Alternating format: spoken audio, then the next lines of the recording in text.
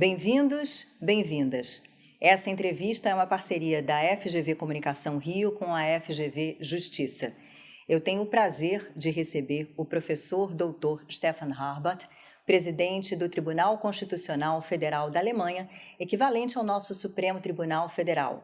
Ele é mestre em Direito pela Universidade de Yale, nos Estados Unidos.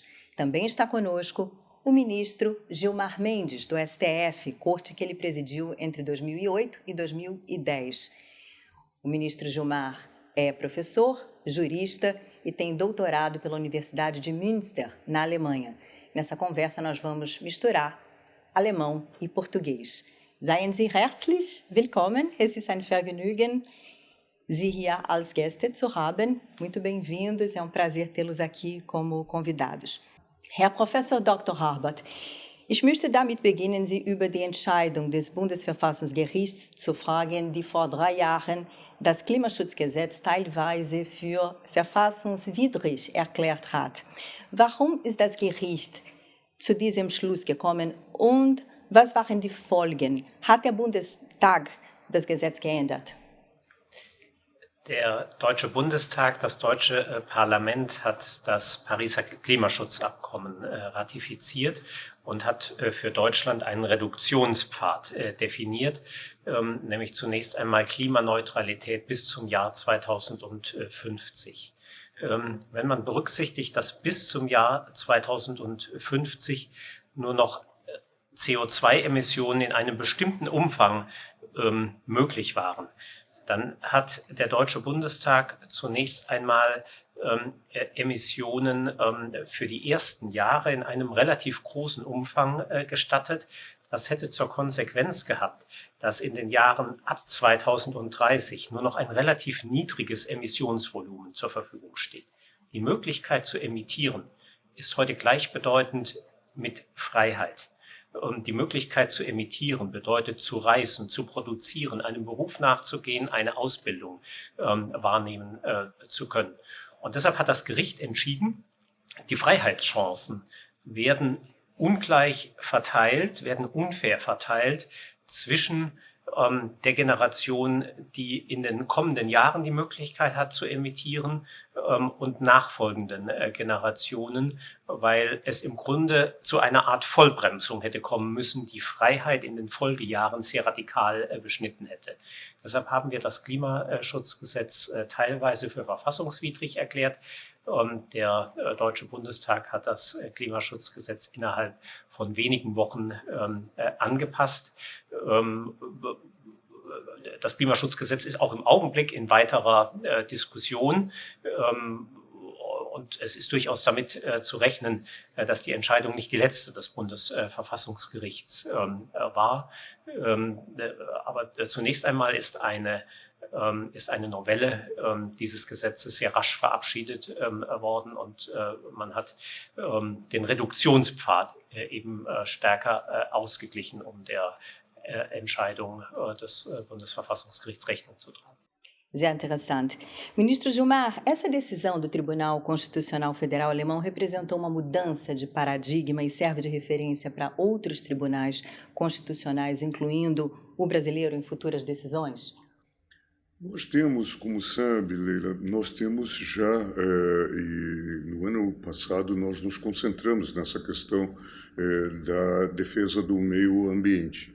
Nós temos uma disposição muito enfática na Constituição a propósito da proteção do meio ambiente. E ainda sob a presidência da ministra Rosa, nós fizemos aquilo que chamamos um bloco de análise de constitucionalidade de muitas medidas tomadas, inclusive, durante o governo Bolsonaro. A questão, por exemplo, do Fundo de Defesa ou de Proteção da Amazônia, que tinha sido interrompido por conta de decisões do governo, e certamente uma decisão como essa, que é uma decisão extremamente ousada do ponto de vista político, inclusive esse diálogo que muitas vezes nós temos dificuldade de realizar, aqui é bem marcante a ideia de que a Corte tomou a decisão e, em seguida, o Parlamento a implementou, né, fez uma reforma na legislação a despeito de estar prosseguindo no debate sobre a reforma desse sistema. E nós estamos num momento também bastante azado quando vemos essas catástrofes climáticas que se repetem, no nosso caso, país afora. Cada ano nós temos em algum lugar, e agora essa tragédia com superlativa que ocorre no Rio Grande do Sul. Sem dúvida, é uma decisão extremamente inspiradora. Exatamente ainda sobre isso, o Poder Judiciário decidiu transferir 82 milhões de reais à Defesa Civil do Rio Grande do Sul. Qual é a importância dessa ajuda e como o senhor está vendo a cooperação entre os poderes da República diante da tragédia? Eu acho que desde o primeiro momento isso ficou bem evidente. A visita no dia seguinte do presidente Lula, com os presidentes da Câmara e do Senado, com o próprio vice-presidente do Supremo, o ministro Barroso não pôde estar presente porque estava em viagem, mas o ministro Fachin lá esteve, e todos estão chamando a atenção para a seriedade da tragédia e tomando todas as medidas ao seu alcance para que esse quadro seja inicialmente minimizado, com medidas de emergência, mas já se discutem também medidas estruturantes. Mas fundamental também é que haja uma conscientização para que nós não permitamos que isso se repita. Toda vez que há uma tragédia, se verifica que há falta de investimento para evitar as tragédias, falta de investimento na área de defesa civil. Foi assim em Petrópolis, foi assim em São Paulo não faz muito tempo, e agora essa tragédia, como eu disse, superlativa no Rio Grande do Sul. Herr Rabert, Brasilien hat derzeit den Vorsitz des G20 und somit auch des J20, das die Verfassungsgerichte der G20-Länder zusammenbringt.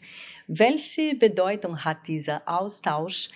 Wie können die obersten Gerichte so unterschiedlicher Länder zusammenarbeiten?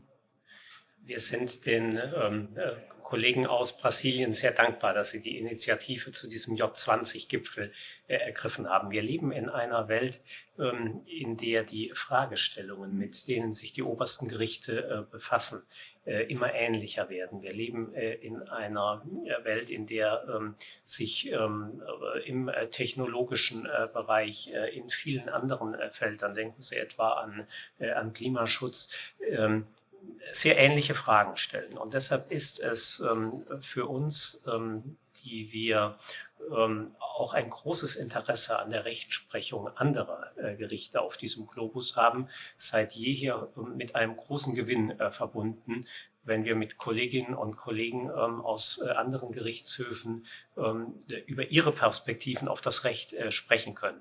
Wenn man sich ein klein wenig von seiner eigenen Rechtsordnung löst, wenn man den Blick ein wenig schweifen lässt in andere Rechtsordnungen, wenn man sich mit Ideen anderer Gerichte auseinandersetzt, dann stellt man zwar fest, dass sich das unter Umständen, weil die Verfassungstexte verschieden sind, nicht 1:1 in die eigene Rechtsordnung transportieren lässt. Aber es bereichert den eigenen Blick.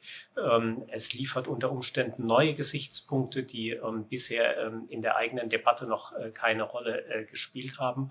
Insofern ist das für uns eine ganz, ganz fruchtbare Reflexionsmethode, auch mit Blick auf unsere eigenen Entscheidungen. Wichtig für die Demokratie, oder? Os temas, ministro Gilmar, do J20 sobre a presidência brasileira são promoção da cidadania e inclusão social pela justiça, litígios climáticos e desenvolvimento sustentável, transformação digital e uso de tecnologia para a eficiência da justiça. Em qual dessas áreas a colaboração com outros tribunais constitucionais pode ser mais produtiva? Sem dúvida nenhuma, o debate sobre a proteção ambiental é fundamental, como vimos nesse marcante e importante leading case da Corte Constitucional Alemã. Nós temos também uma preocupação muito grande, como sabe, Leila, em relação à proteção e à defesa da democracia. E também aí temos muito a aprender com a Alemanha e com a própria União Europeia e agora com o próprio Reino Unido, que tem legislação sobre o tema de eventual controle das mídias sociais. Esse é um tema que, como sabe, nos aflige. O mau uso das mídias sociais. Agora estamos vendo também uma tragédia dentro da tragédia no Rio Grande do Sul, que é o uso de fake news para revelação de fatos, portanto, totalmente inexistentes, perturbando uma área já totalmente perturbada por tudo que aconteceu. Então, isso é extremamente sério e nós precisamos de uma legislação sobre isso. É importante um diálogo com os tribunais do G20 também em torno dessa temática. E, claro, todo o debate sobre essa enorme transformação, essa nova revolução industrial, essa nova economia digital, que também se faz presente entre nós.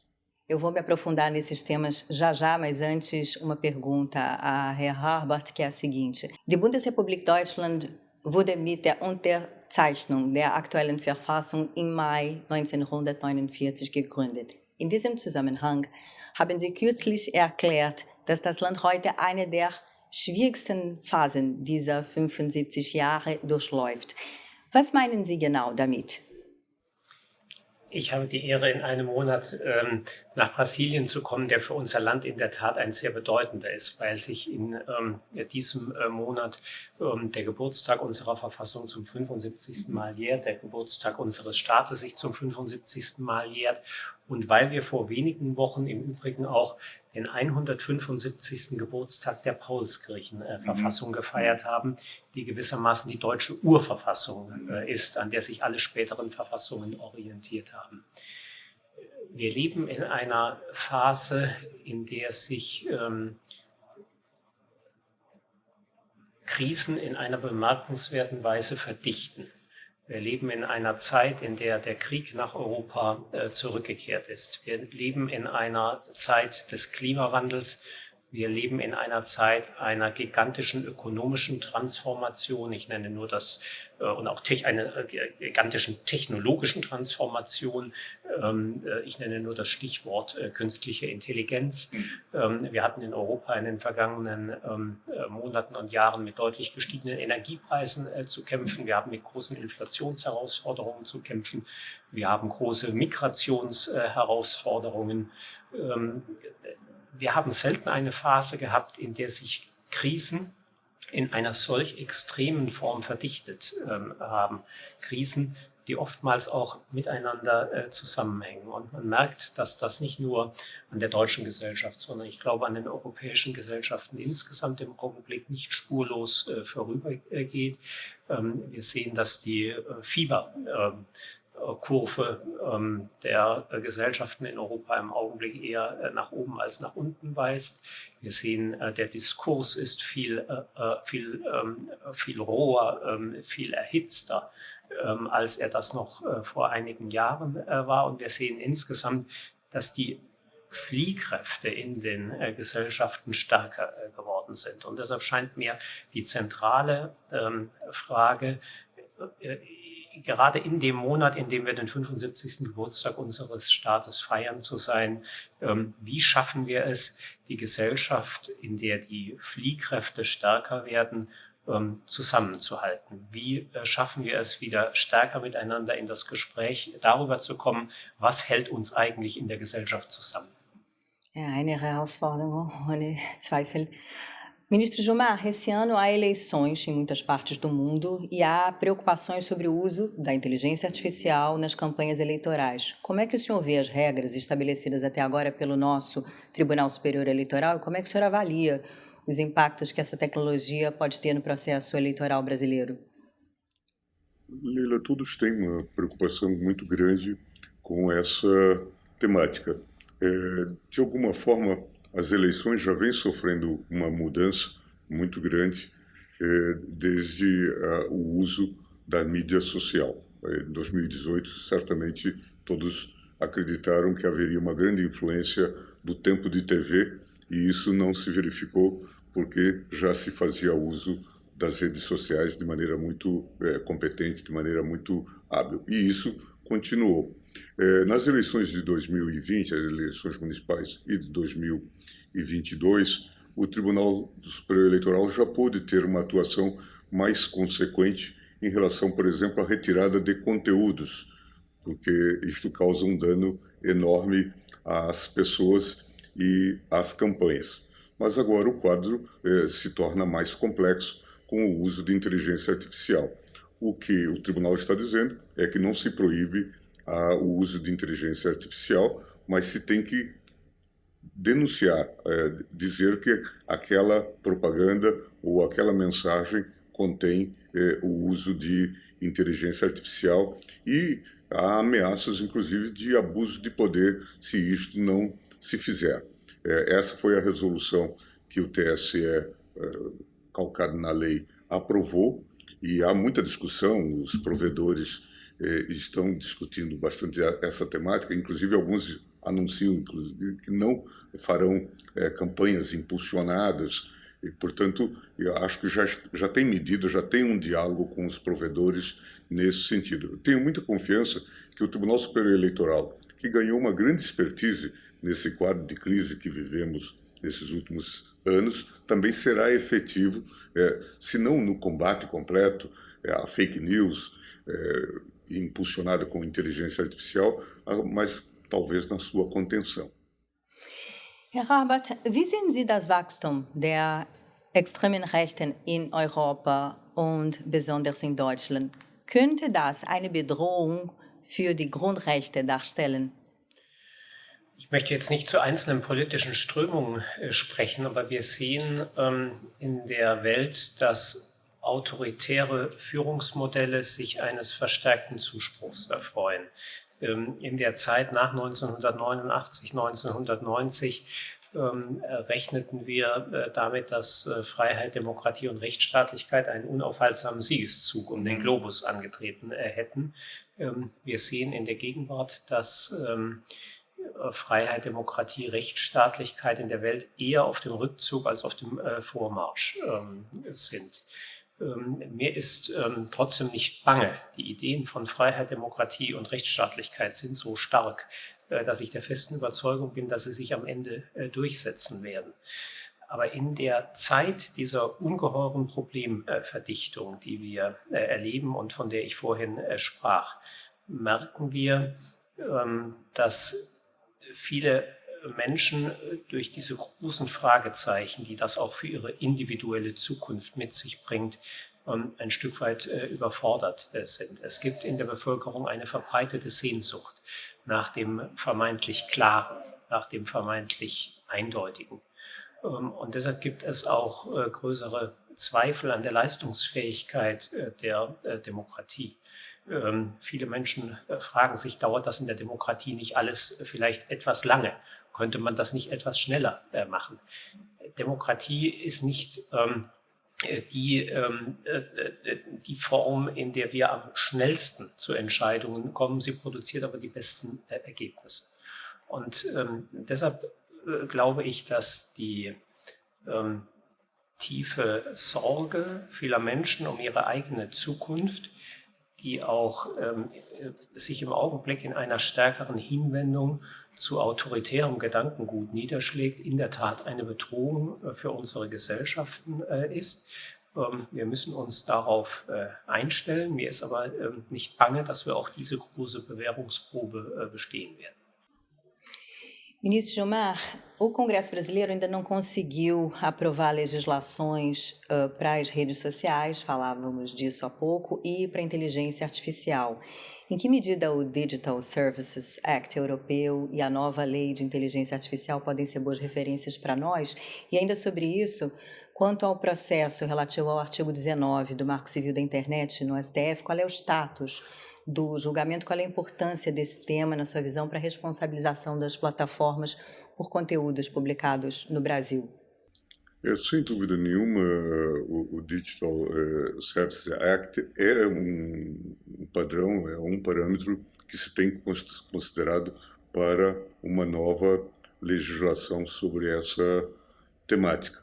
Até porque hoje nós temos as leis esparsas que se aplicam e, em um dado momento, tivemos um pouco uma lei da selva nesse ambiente da liberdade de expressão nas chamadas redes, inclusive com o o mau uso do anonimato. E as dificuldades que se colocaram no Congresso têm a ver com a força também que esses grupos ganharam, né, com as eleições que fizeram e que impedem, inclusive, uma deliberação mais clara sobre esse tema e com abusos, inclusive também das fake news nessa temática. Quando se disse que, por exemplo, uma lei que estabelecesse a permissão de controle ou que criasse uma agência afetaria a liberdade religiosa, que tópicos da Bíblia poderiam ser censurados, coisas desse tipo que nós conhecemos bem. A questão hoje, de alguma forma, volta, enquanto o Congresso não delibera, para o Supremo Tribunal Federal e o artigo 19 do Marco Civil da Internet, que é entendido como aquele que só permite a retirada de conteúdo quando houver uma ordem judicial. E hoje se discute se essa norma, que foi bastante bem concebida à época, não teria passado, para usar uma expressão muito comum ao direito alemão, por um processo de inconstitucionalização. E é esse o tema que está em aberto no Supremo Tribunal Federal. Eu ouvi referências de que talvez agora em junho ela será pautado. Portanto, entre junho e o início do próximo semestre, nós devemos ter uma decisão sobre o artigo 19 do Marco Civil da Internet e talvez alguma decisão integrativa que balize um pouco essa relação. É muito importante o timing, inclusive, para isso, né? Sem dúvida nenhuma. Herr Harbert, Sie waren Mitglied des Bundestags. Ist Ihnen Ihre Erfahrung als Gesetzgeber in Ihrer Funktion als Präsident des Bundesverfassungsgerichts behilflich?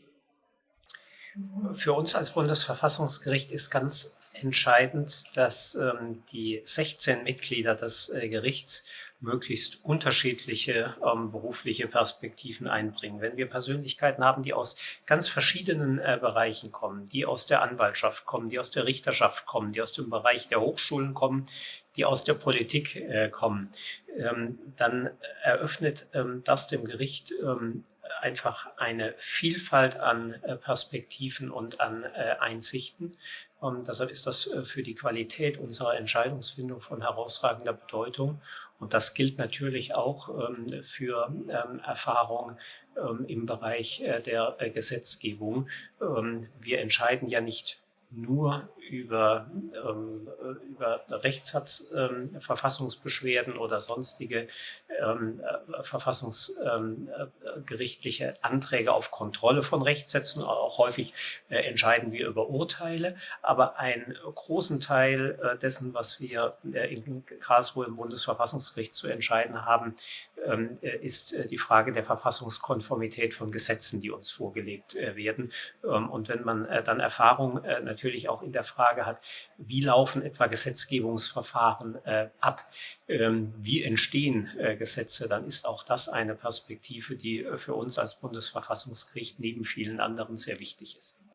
Sehr gut. Vielen Dank für dieses Gespräch. Ihnen vielen herzlichen Dank. Ja. Muito obrigada. Olha, muito bom. Obrigado. Muito obrigada. Muito obrigada a vocês e até a próxima.